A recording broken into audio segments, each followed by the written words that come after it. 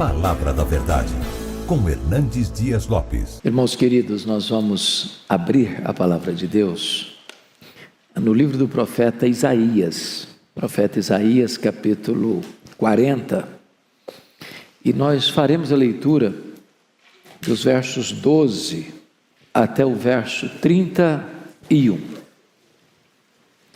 Profeta Isaías 40, versos 12 a 31.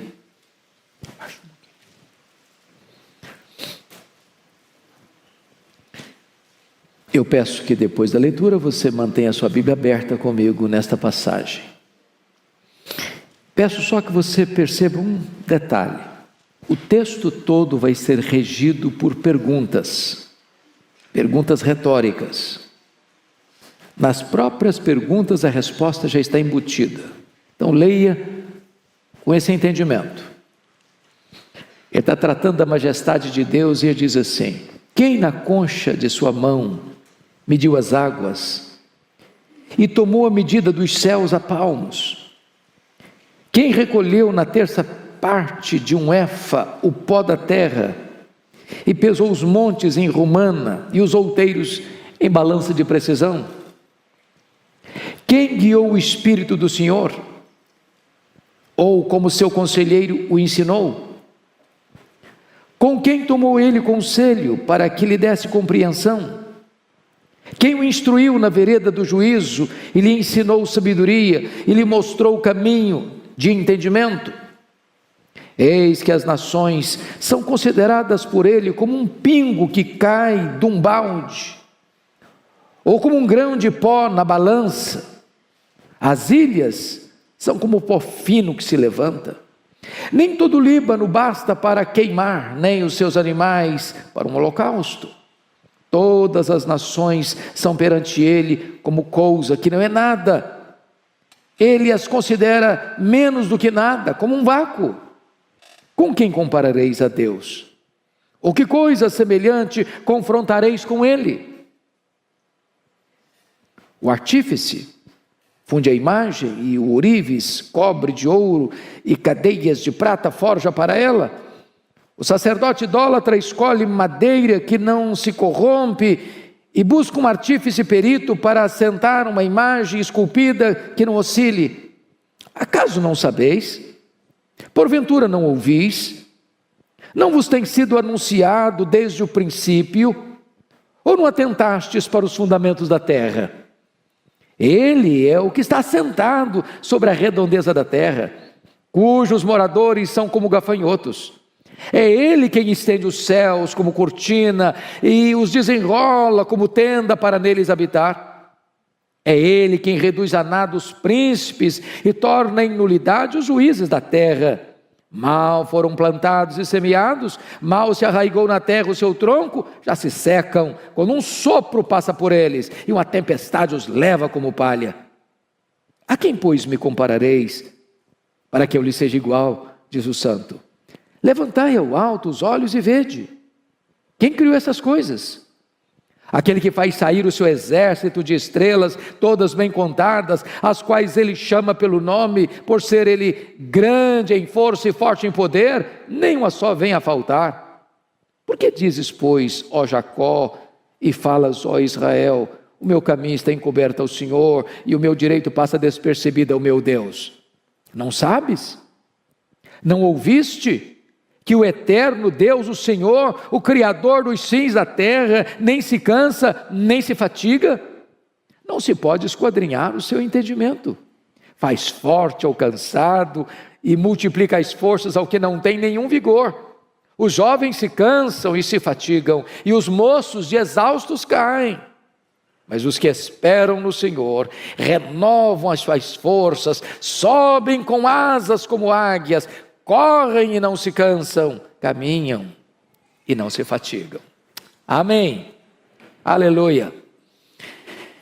Irmãos amados, eu gostaria hoje de pensar com vocês como nós poderemos ter a nossa força renovada, a nossa esperança revitalizada, a nossa alegria remoçada.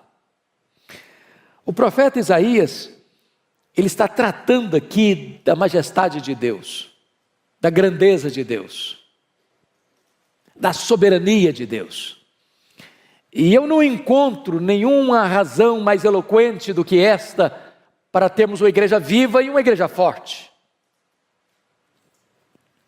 A Bíblia diz que o povo que conhece a Deus é um povo forte e um povo ativo. A W. Tozer, que foi talvez um dos mais importantes escritores do século passado, ele diz que o maior problema da igreja, e ele está falando da igreja do século passado, e nós falamos da igreja de hoje, é que muitas vezes nós passamos a maior parte do tempo olhando para o nosso próprio umbigo, tomando o nosso próprio pulso. Se nós conhecermos a Deus, prosseguirmos em conhecer a Deus, isso é a própria essência da vida eterna. Foi Jesus quem disse: a vida eterna é esta, é conhecer a Deus e conhecer a Jesus Cristo, a quem tu enviaste. Mas quem é o nosso Deus? Quão grande é o nosso Deus? Quão poderoso é o nosso Deus? Quão digno de confiança é o nosso Deus? Quão digno de honra e glória é o nosso Deus? Pois bem, no texto que nós acabamos de ler, ele vai mostrar para nós a grandeza desse Deus. Primeiramente, notem comigo, em relação à própria criação que existe. Notem, por favor, o versículo 12, o que está escrito: quem na concha da sua mão mediu as águas e tomou a medida dos céus a palmos? Quem recolheu na terça parte de um éfa o pó da terra e pesou os montes em romana e os outeiros em balança de precisão? Ele está usando uma linguagem poética, mas ele está usando uma figura para nós incompreensível. Vejam vocês, mediu as águas na concha da sua mão? Se você pensar no Pacífico, no Atlântico, no Índico, no Mediterrâneo, nos mares, nos rios, pensa o que é isso? Tente esvaziar o Atlântico aí com um baldinho, veja quanto tempo você vai levar. É incompreensível para nós entender que ele tomou a medida dos céus a palmos.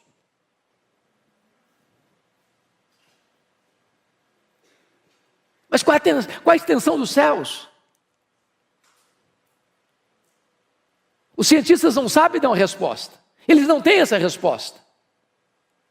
Porque na verdade isso é uma matéria em aberto. O que nós sabemos é que este universo que ele mediu a palmos não é infinito, porque a infinitude é atributo exclusivo de Deus. Mas se conhece, se sabe hoje que o nosso universo tem mais de 93 bilhões de anos-luz de diâmetro. Se você voasse na velocidade da luz, 300 mil quilômetros por segundo, você demoraria mais de 93 bilhões de anos para ir de uma extremidade à outra, e ele mediu tudo isso a palmos. Ele vai dizer que ele recolheu na terça parte de um éfa, não foi num éfa inteiro não. Na terça parte de um éfa, o pó da terra.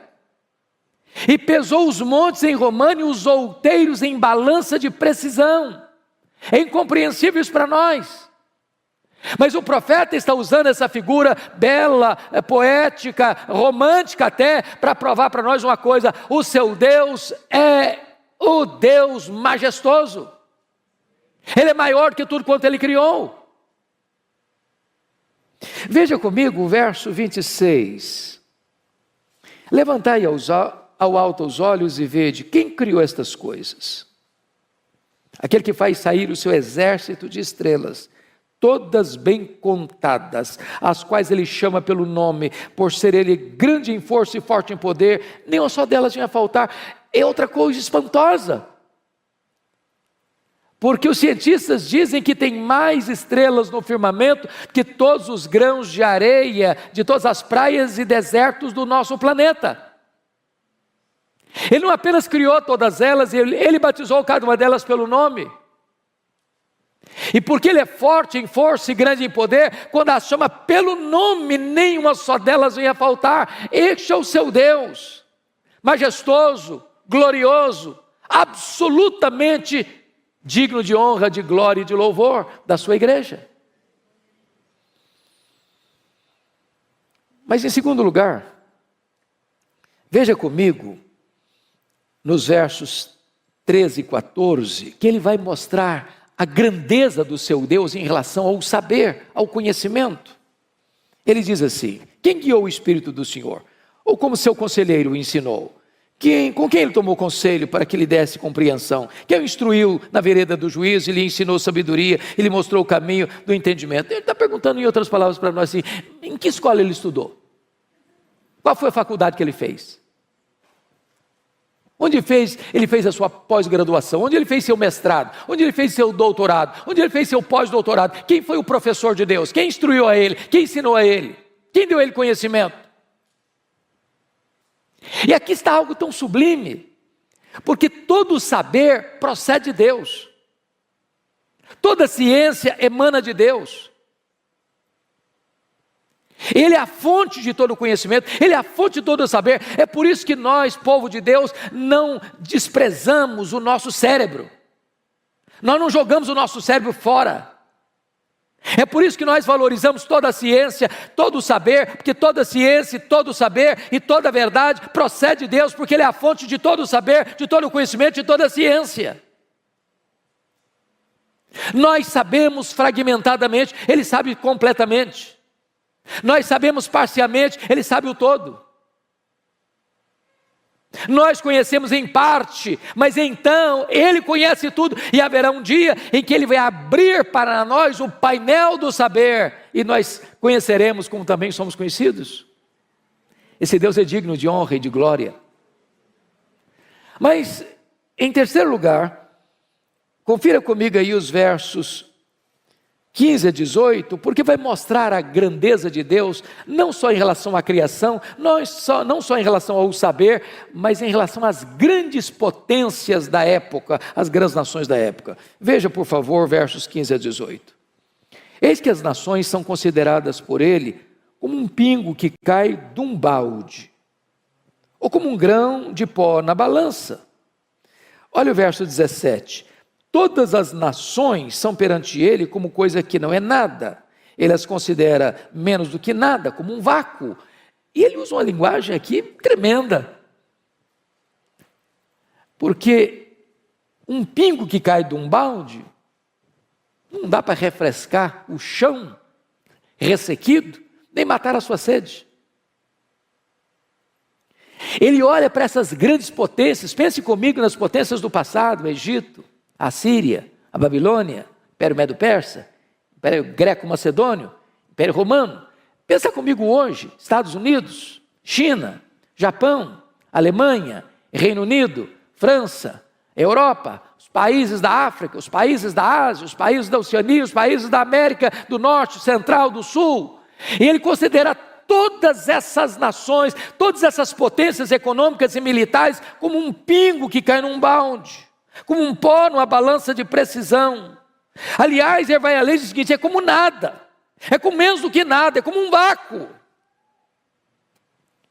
Então as nações que se insurgem contra Deus, as nações que blasfemam de Deus, as nações que acham que elas mesmas são a própria divindade, Deus olha essas conspirações todas da terra, diz o Salmo 2, e ri.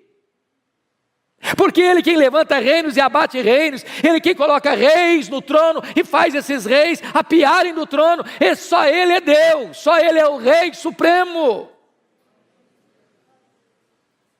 Mas o profeta Isaías vai além e vai mostrar a majestade de Deus, a grandeza de Deus, e em quarto lugar, em relação aos ídolos. Confira comigo os versos 19 a 21.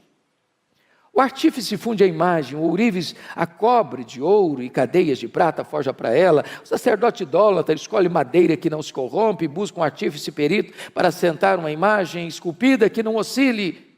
Acaso não sabeis? Porventura não ouvis, não vos tem sido anunciado desde o princípio, ou não atentastes para os fundamentos da terra? Ele está agora comparando Deus, o nosso Deus, o único Deus vivo e verdadeiro, com os ídolos dos povos. Quando Deus tirou o seu povo de Israel do Egito, por que mandou 10 pragas? Poderia ter sido 2, 3, 4, 5, 6. Por que 10? Porque cada praga daquela desbancava uma divindade do panteão egípcio. Ele está mostrando que só Ele é Deus, que os deuses dos povos são deuses falsos, não são deuses de verdade. Quando você olha o Império Assírio, ele tinha muitos deuses. Quando você olha o Império Babilônio, ele tinha muitos deuses. Quando você olha o Império Medo-Persa, tinha muitos deuses. Quando você olha o Império Grego, tinha um panteão de deuses gregos. Quando você olha o Império Romano, tinha um panteão de deuses romanos. Mas só Deus é Deus. Aquilo que os homens chamam de deuses, aquilo que os homens dizem que esse é o padroeiro, esse é o protetor, essa é a protetora, não protegem eles mesmos. São feitos por mãos humanas, de barro, de gesso, de pedra, de pau. Mas o nosso Deus reina, o nosso Deus é soberano, Ele é o Deus autoexistente, Ele é o Deus infinito, Ele é o Deus imenso, Ele é o Deus eterno, Ele é o Deus imutável, Ele é o Deus onipotente, Ele é o Deus onipresente, Ele é o Deus onisciente, Ele é o Deus transcendente, Ele é o Deus soberano, só Ele é Deus. Mas o profeta Isaías vai além. Vai mostrar para nós agora a grandeza deste Deus em relação aos governantes da época, os príncipes da época. Olha o que ele vai dizer nos versos 22 a 25.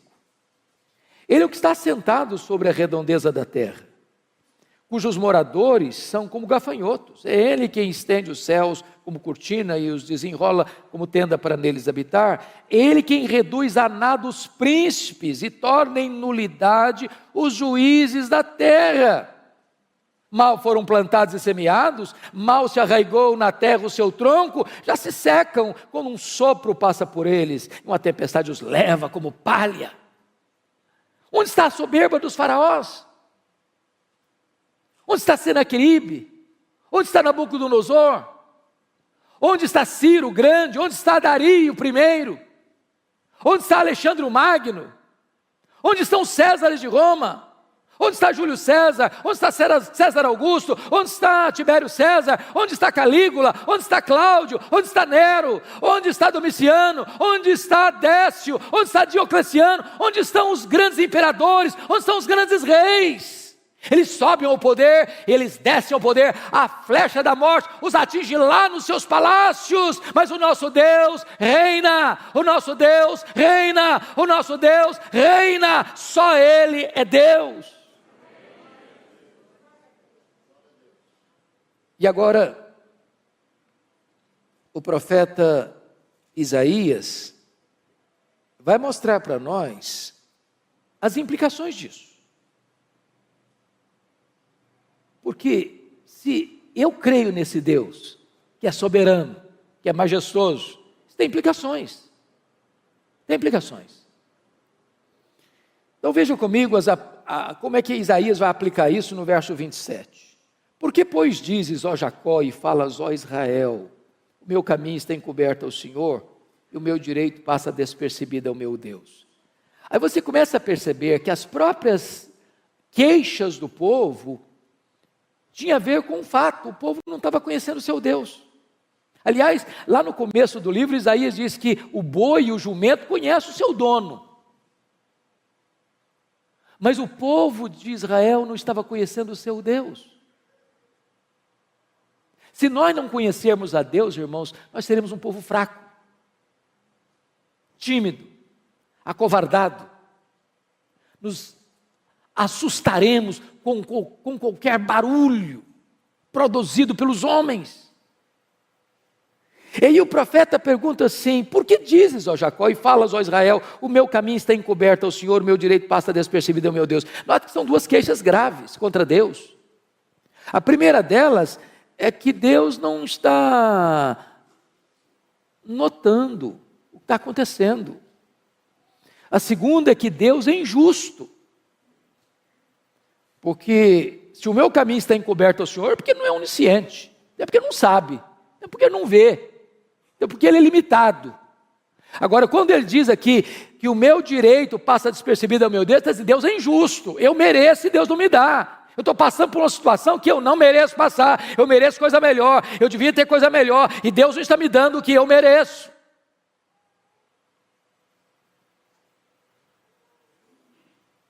Aí o profeta responde assim, verso 28, não sabeis, não ouviste, ou não sabes, não ouviste, que o eterno Deus, o Senhor, o Criador dos fins da terra, nem se cansa, nem se fatiga, não se pode esquadrinhar o seu entendimento. Então, quer dizer uma coisa para você, Deus não fica lá no céu esfregando as mãos, Deus não é pego de surpresa, Deus não fica em apuros, Deus não está lá sem saber o que fazer com a pandemia, Deus não está lá sem saber o que fazer com os dramas que você está vivendo. Ele é Deus, ele não fica cansado, ele não fica fatigado, ele não fica em apuros, ele não fica contra a parede.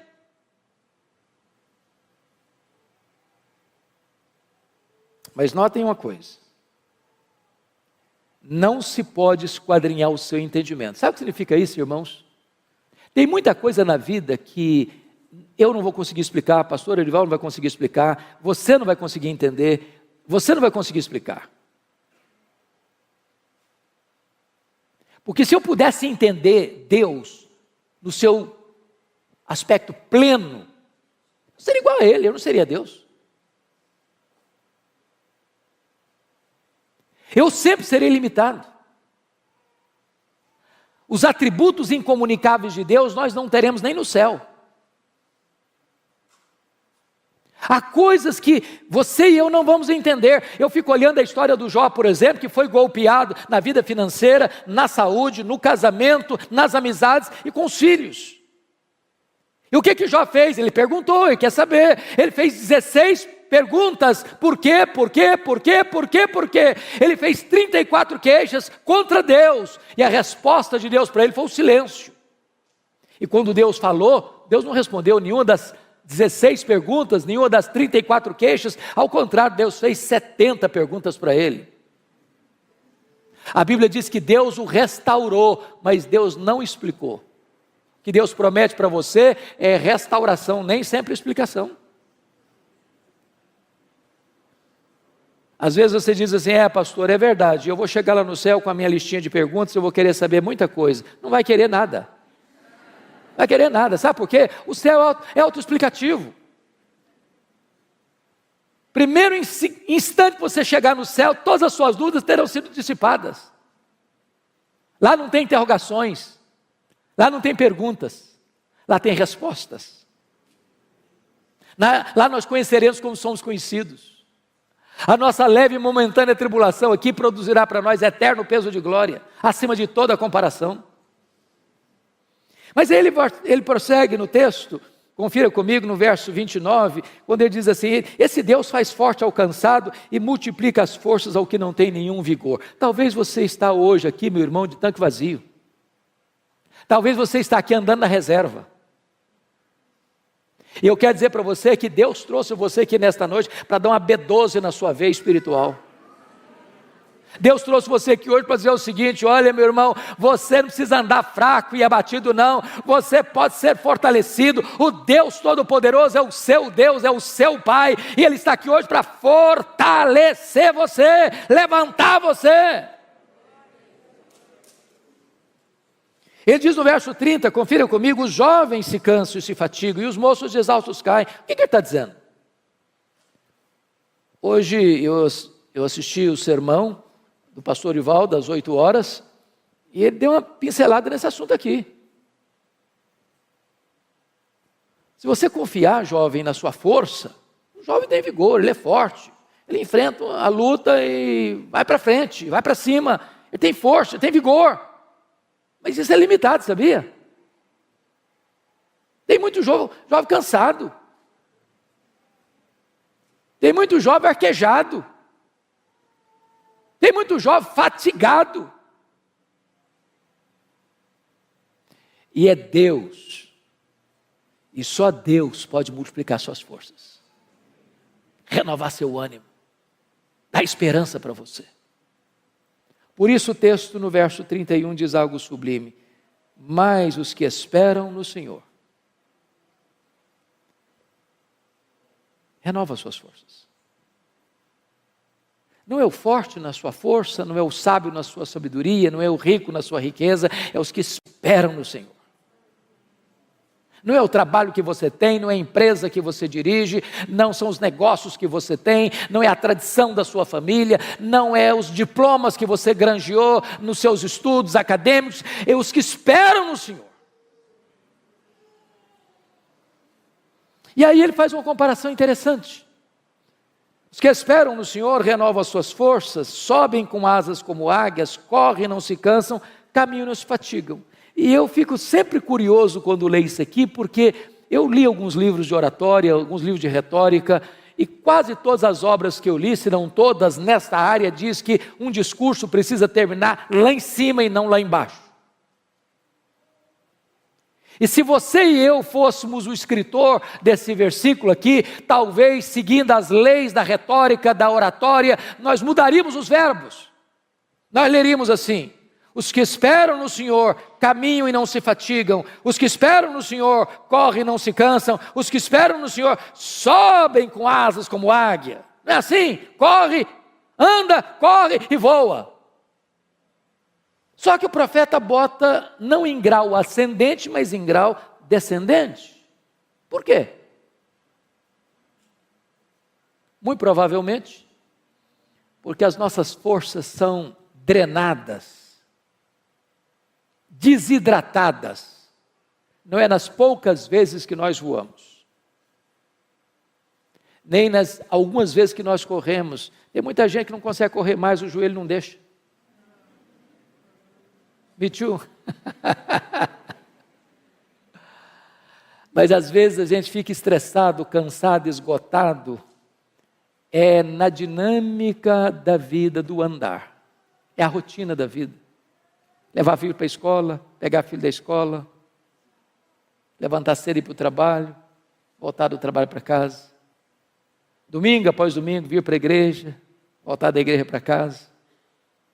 Essa rotina do andar esgota você. E Deus é poderoso hoje aqui para renovar-nos. Enquanto voamos, enquanto corremos, enquanto caminhamos. Mas aqui eu queria aproveitar, amanhã é feriado, Marival vai me dar um desconto. E eu queria olhar por que ele compara com a águia. Os que esperam no Senhor renovam suas forças como águia, sobem com asas como águia. Por que ele está usando a figura da águia? Por que ele está nos trazendo esse tipo da águia? Primeiro, porque no mundo inteiro, irmãos, a águia é símbolo de otimismo, de força, de garra. E eu queria falar para você que se você espera no Senhor, você precisa ter um otimismo indestrutível. Crente não pode ser desanimado, crente não pode ser pessimista, crente não pode ficar puxando para trás. Crente não pode ficar olhando a vida de óculos escuros. Nós somos como a águia. Há pouco tempo, quer dizer, não, pouco tempo relativo, alguns anos, entrou no meu gabinete uma mulher chorando muito. E quando ela acalmou, eu disse: filho, o que está acontecendo? Ela disse: pastor, eu estava saindo de casa para vir para cá, e a minha vizinha pulou do 10º andar do apartamento dela, do prédio dela, se esborrachou no asfalto. E eu perguntei: mas que conexão tem isso com a sua vinda aqui? Ela me disse: é porque eu estou querendo fazer a mesma coisa, mas não tenho coragem. Eu falei: mas por que você quer se matar? Ela me respondeu: porque eu sou um problema. Eu perguntei: mas por que você acha que você é um problema? Porque o meu pai sempre me disse que eu era um problema. Aí eu saí de casa para me casar com o primeiro pretendente. E o que aconteceu? Meu marido dizia as mesmas palavras do meu pai: você é um problema. Pastor, eu sou um problema. Falei: mas o que você fez? Falei: eu me divorciei dele, me casei de novo. Falei: o que aconteceu? O segundo marido dizia que eu era um problema. Falei: e daí? Falei: eu me divorciei dele, casei a terceira vez. Falei: o que está acontecendo? O meu terceiro marido me diz que eu sou um problema. Pastor, eu sou um problema, eu não mereço mais viver, eu não posso mais viver, eu quero me matar. Eu senti compaixão por aquela mulher e disse para ela 3 coisas. Ela é uma mulher cristã, membro de uma igreja evangélica. Eu disse: filha, 3 coisas eu preciso lhe dizer. Primeiro, você não é o que as pessoas dizem que você é. Segundo, você não é o que você pensa que você é. Terceiro, você é quem Deus diz que você é. Quem você é? Você foi criada à imagem e semelhança de Deus. Você é amada por Deus. Deus amou você e deu o seu filho para morrer em seu lugar. Você é a menina dos olhos de Deus. Nunca olhe para você e despreze você, porque quando você despreza o projeto, você está desprezando o projetista. Valorize, porque você tem valor em Cristo. Em Cristo você é precioso, você é preciosa. Então lute pela sua vida, em vez de desistir dela. Mas ainda, irmãos, em segundo lugar, se nós somos como a águia, isso nos ensina uma segunda lição, o princípio da piedade progressiva. Diz os estudiosos que a águia sempre gosta de voar alto, alto, alto, sempre um pouquinho mais alto. O que significa isso se somos como a águia? Significa que o crente não pode ficar de altos e baixos, de avanços e recuos, em zigue-zagues na vida. Temos que voar alto, viver altaneiramente, pensar nas coisas lá do alto. Nós somos cidadãos dos céus. Aqui nós estamos como peregrinos e forasteiros. Aqui não temos casa permanente. Aqui não está o nosso lar permanente. Aqui não está a nossa pátria permanente. Nós somos testemunhas aqui, mas estamos a caminho da glória. Há uma outra ave que não consegue voar bem, sabia? Os voos são curtos, são baixos e desastrosos. É o pelicano. Mas sabe por que o pelicano não sabe voar alto, não consegue voar alto? É porque tem um papo muito grande. Sabe por que alguns crentes não conseguem voar alto? Tem um papo muito grande. Gente ensimesmada, gente narcisista, gente egoísta, gente que se sente um gigante quando não passa de um pigmeu. Mas a águia nos ensina uma outra coisa impressionante. É o princípio da dependência de Deus, total. Se você já viu uma fotografia, ou já viu uma águia de perto, ou uma fotografia bem feita, ou um desenho bem feito, você vai perceber que a águia tem as asas enormes, aparentemente desproporcionais ao tamanho do corpo. E por quê? Certamente não foi um cochilo do Criador, não foi um erro anatômico de Deus. A águia tem as asas tão grandes, sabe por quê? Porque ela faz voos muito altos e muito longos. Então a águia não fica ruflando as suas asas como um beija-flor. Ela chega lá nas alturas, aplana as asas e deixa que o vento a carregue. Se nós quisermos vitória na nossa vida espiritual, não é na força do braço, não é na força do nosso conhecimento, não é na autoconfiança. A Bíblia diz: não é por força, não é por poder, é pelo meu Espírito, diz o Senhor dos Exércitos. A Bíblia nos fala da plenitude do Espírito Santo. Nós temos que ser levados pelo vento do Espírito, para termos uma vida sublime, altaneira, para a glória de Deus. Mas, amados irmãos, os estudiosos foram olhar a águia e descobriram uma coisa aqui impressionante. A águia tem a capacidade lá nas alturas, a 1000 metros, olhar lá embaixo e ter clareza do alvo. E ela faz um voo como uma flecha para atingir o seu alvo. Quando foram pesquisar sobre isso, descobriram que nós temos na nossa retina um dispositivo chamado de fóvea, que nos dá a capacidade de olhar um quadro geral e nos concentrar num quadro específico. Como se eu estivesse olhando para o orival pastor Arival, mas não perdendo de vista o auditório. A capacidade que eu tenho de tirar um close do rosto dele sem perder vocês, é que eu tenho na minha retina esse dispositivo chamado fóvea. A águia, os estudiosos descobriram, ela tem 3 fóveas.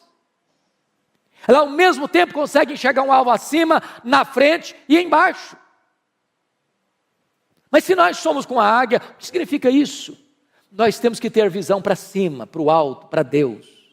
Tem gente, irmãos, que é cientista, pós-doutorado em algumas áreas do saber humano e não enxerga um palmo acima da cabeça. Tem um mínimo de discernimento espiritual. Tem gente que se tornou crente, muita gente se tornou crente e ficou uma pessoa assim alienada. Ela não tem mais conexão com a história, ela não tem mais conexão com a vida, ela parece que perdeu a capacidade de pensar e de refletir. Nós temos que conhecer a história, nós temos que conhecer o que o homem está pensando, nós temos que conhecer o que está acontecendo aí fora, nós temos que olhar para frente e discernir o nosso tempo, nós temos que ser como os filhos de Issacar, especialistas no tempo em que vivemos, para não sermos massa de manobra.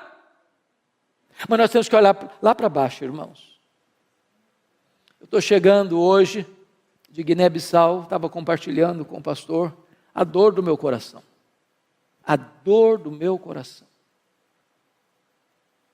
Eu estive em 2019 em Angola, já fiquei chocado, mas Guiné-Bissau é dezenas e dezenas de vezes uma situação mais crítica do que Angola. A pobreza generalizada. A expectativa da população é ter um prato de comida para o dia. Quando a pessoa melhora a sua condição de vida, ela consegue cobrir a casinha dela de zinco, que faz barulho demais quando chove, e é quente demais, e é um país muito quente. Não tem emprego, não tem dinheiro. Estava retornando, conversando com a médica que estava lá, prestando serviço de caridade, e ela disse que o único hospital, as camas estão podres e não tem o mínimo de remédio, mas o mínimo, o básico do básico. Mulheres, crianças e velhos com a bacia na cabeça, vendendo um pouquinho de pepino, ou de cebola, ou de batata, para conseguir um pouquinho de comida naquele dia. E nós precisamos olhar para baixo. E termos misericórdia, não só de sentimento, mas de ação, de fazer alguma coisa. Quando tantas vezes você reclama da casa que mora, do carro que anda, da comida que tem na mesa.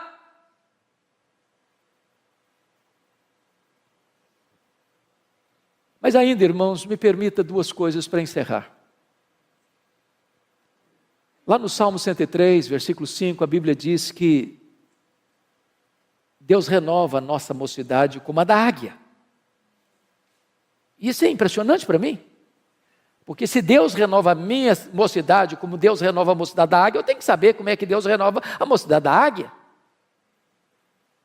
E a águia tem uma capacidade de superação incrível.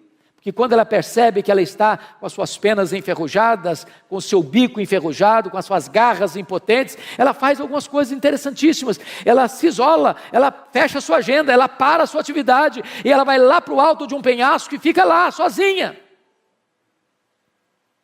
Tem hora, amado irmão, que nós precisamos dar uma parada, para saber por que eu estou fazendo o que eu estou fazendo. Não tem nada mais perigoso do que o ativismo, sem reflexão. Deus não nos chamou prioritariamente para fazer a sua obra, Deus nos chamou prioritariamente para andarmos com Deus da obra. Tem hora que é preciso fazer um retiro, não na direção de uma coletividade, mas da solidão, talvez da solidão do seu quarto. A águia, ela mesma tira as suas penas enferrujadas. Talvez é hora de você tirar algumas penas enferrujadas. O pastor já explicou dos pecados. Alguns pecados, alguns hábitos, alguns vícios, algumas manias, algumas idiosincrasias. Que se grudaram, que viraram hábito, que viraram vício. Que é preciso tirar. Vai doer, vai sangrar. Mas enfrente isso, se você quer ser restaurado por Deus. A águia amola o bico na pedra para tirar aquela ferrugem. Irmãos amados, se nós queremos restauração de Deus, nós precisamos afiar o bico, sabia? Tem muito crente entrando em brigas feias, nos bastidores da internet. Brigas horríveis, falam mal uns dos outros, criando contenda uns com os outros. Está na hora de parar com isso, não perder tempo com isso. Para ler um pouco mais a nossa Bíblia, orar um pouco mais, buscar mais a Deus, consagrar-nos mais, usar melhor o nosso tempo. A águia bate com as garras na pedra, para que aquelas garras frágeis caiam e possam surgir novas garras fortes. Nós precisamos de armas, não enferrujadas, mas poderosas em Deus, para destruir fortalezas e anular sofismas. Quando a águia termina todo esse processo, daqui a pouco ela vai se remoçando, as penas vão nascendo, o bico vai nascendo, as garras vão nascendo, e ela sai de lá completamente remoçada para dar início novamente às suas atividades. Mas eu quero concluir, porque está escrito lá em Jó, talvez você pudesse conferir comigo, Jó capítulo 39, e esse é um dos textos mais incríveis da Bíblia. Versículo 27 e 28, está escrito assim em Jó 39, 27 e 28. Ou é pelo teu mandado que se remonta a águia e faz alto o seu ninho, habita no penhasco onde faz a sua morada, sobre o cume do penhasco, em lugar seguro. Olha que lição, se nós somos como a águia. A águia coloca o ninho dos seus filhos no alto dos penhascos, longe dos predadores. Meus irmãos, se existe uma geração que tem predador de criança, é a nossa geração.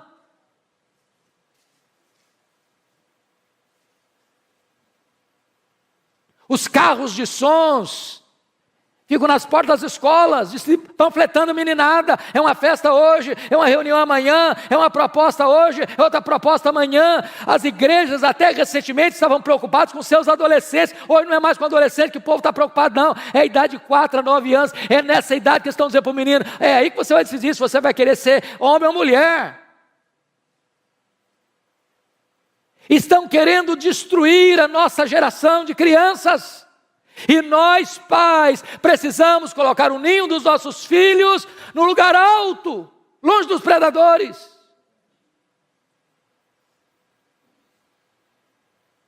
Agora vá comigo para Deuteronômio 32:11, porque tem outra lição importante lá, sobre a águia, essa questão do cuidado da família.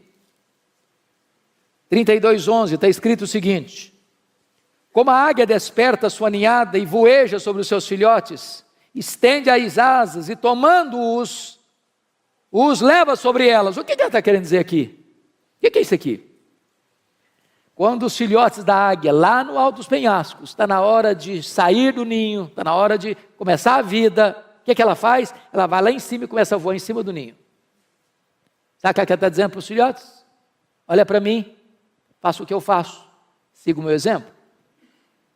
Nós ensinamos mais os nossos filhos com exemplo do que com palavras, porque os nossos filhos nos veem mais do que nos escutam.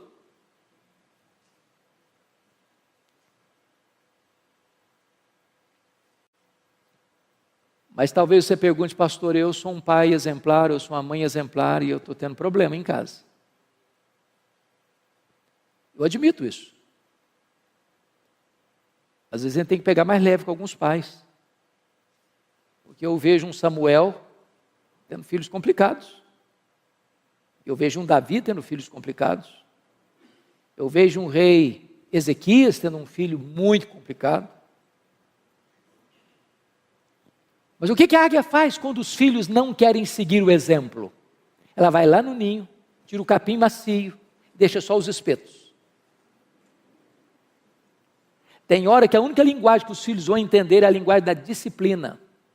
E, por favor, não entenda que eu estou falando de espancar filho, de agredir filho, de achatar a autoestima do filho, não é isso que eu estou falando.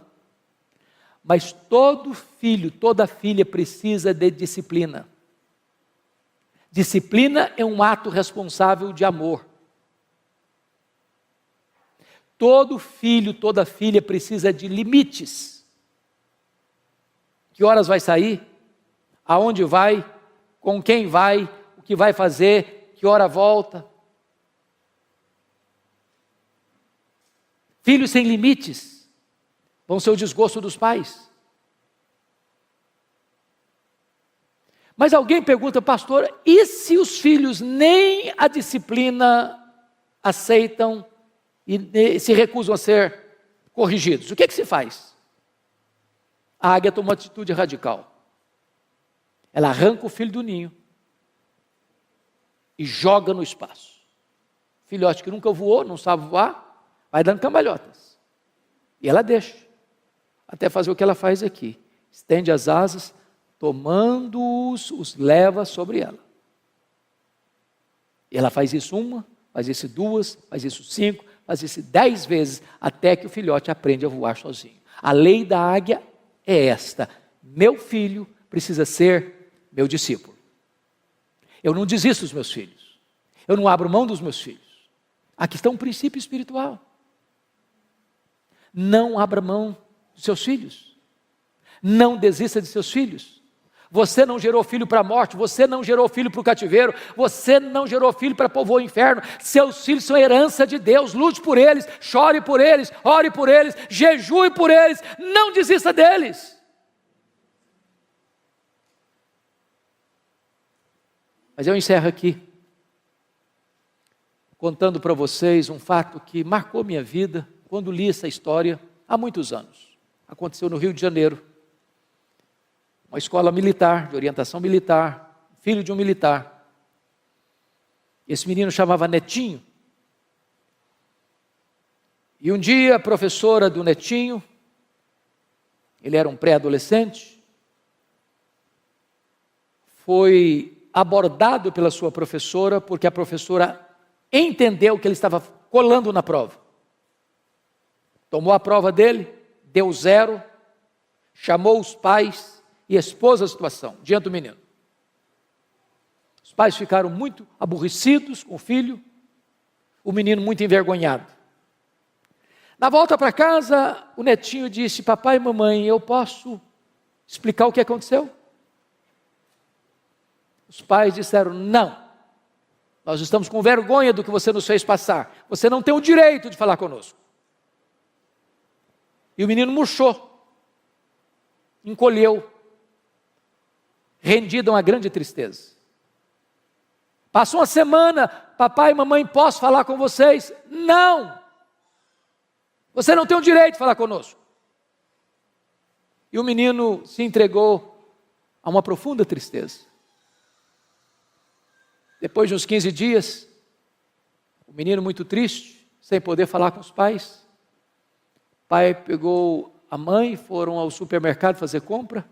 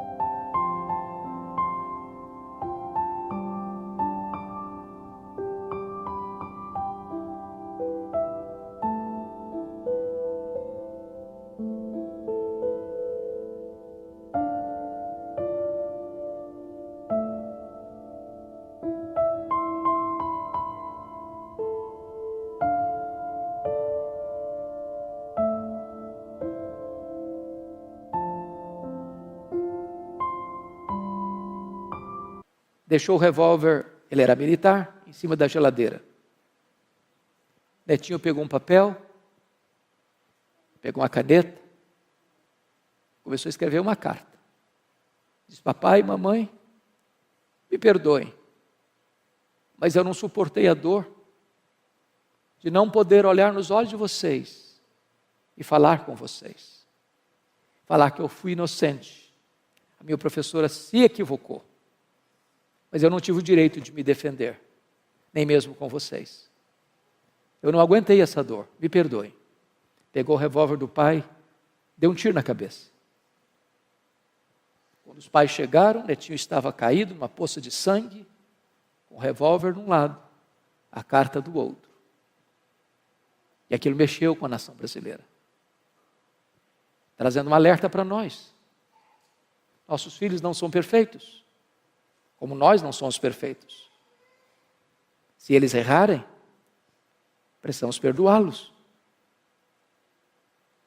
Nós temos que ter comunicação aberta com os nossos filhos, para ouvi-los, e ajudá-los, e a encorajá-los, e a soerguê-los, e a dar a eles a oportunidade de botar o pé na estrada e continuar caminhando para a glória de Deus.